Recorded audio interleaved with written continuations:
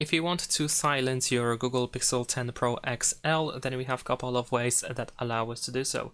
You can, for example, press either volume button in order to open this media volume slider, and you can tap on the speaker icon that we have at the top of this bar in order to switch to this speaker that is crossed out. And as you can see, calls and notifications are muted if we choose this option. In addition to that, what you can also do is you can enable the Not Disturb mode, which is accessible, for example, by going to Control Center or Quick Settings. You just can tap on Modes over here in order to find the Not Disturb. There we go. You can also tap on the minus button or logo if it's visible over here in order to quickly toggle DND mode in here. And there is also Flip to Sh or Flip to Silence. In order to enable it, we can go to Settings.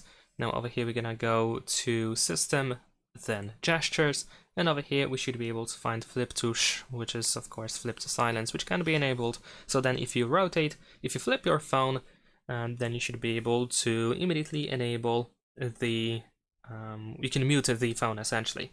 And that's pretty much it. Thanks for watching, leave a like and subscribe.